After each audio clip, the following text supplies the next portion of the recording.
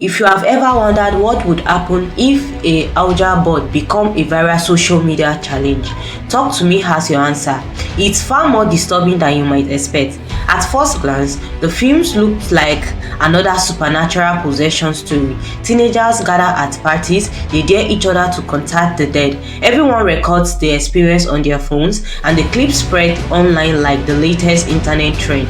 But beneath that simple premise lies a surprisingly emotional story about grief and loneliness, addiction, and the desperate need to hold on to someone you have already lost.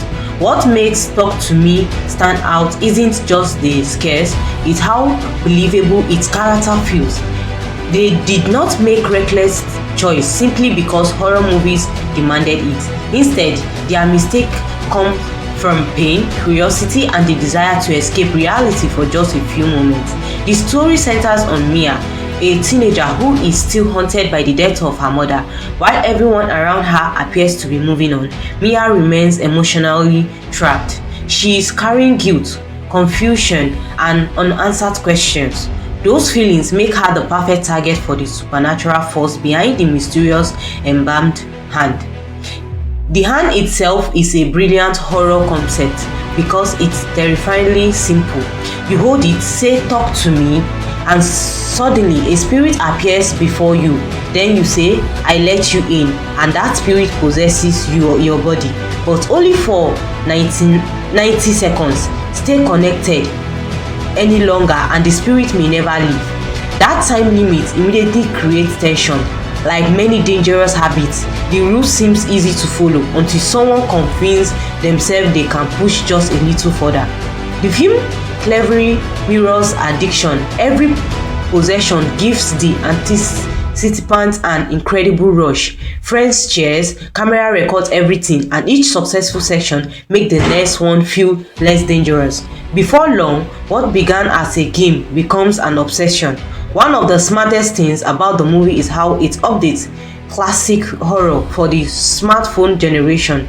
In older supernatural films, character often hide this experience. Here, everyone wants to film them. The paranormal becomes entertainment. Likes and views become more important than recognizing genuine danger. The director uses these modern settings to ask an uncomfortable question. If something truly terrifying existed, would people run away or would they live stream it? As Mia becomes increasingly attached to the hand, the film shifted from supernatural thriller to physiological tragedy. She began believing that one particular spirit is actually a deceased mother, whether the true or simply a manipulative entity taking advantage of her grief is one of the film's most fascinating questions.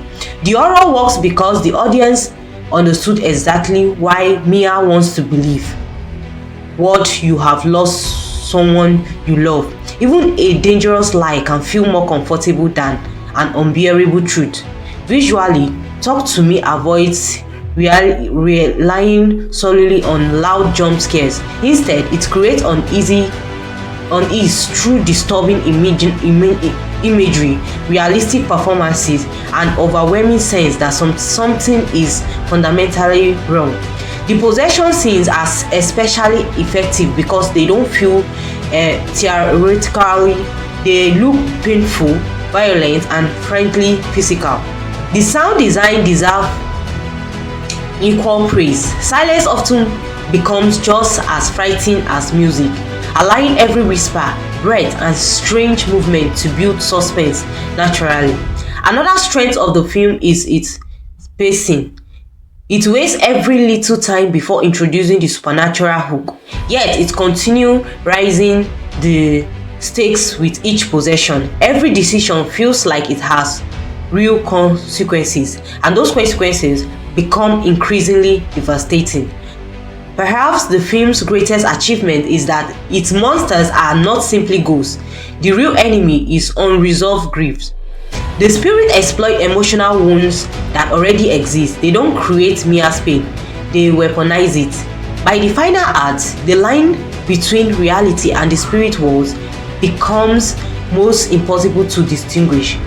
The audience experience events through Mia's fractured perspective. making every choice really uncertain and heartbreaking.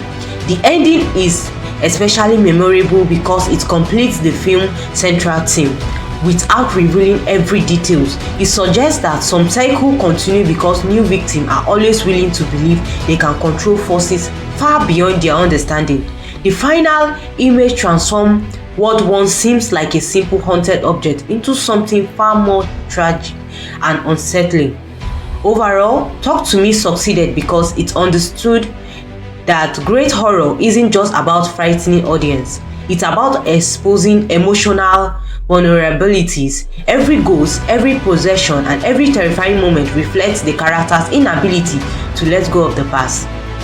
And I would rate Talk to Me a strong 9 out of 10. It's frightening, emotional, powerful, visual, inventive, and proof that modern horror can still surprise audience with fresh ideas while saying something meaningful about loss, addiction, and human connection. If you're enjoying horrors that has emotional, devastating as it is scary, Talk to Me is absolutely worth watching. Just remember one thing: if someone offers you an old ceramic hand and tells you to say talk to me, the smartest decision you make is walking away.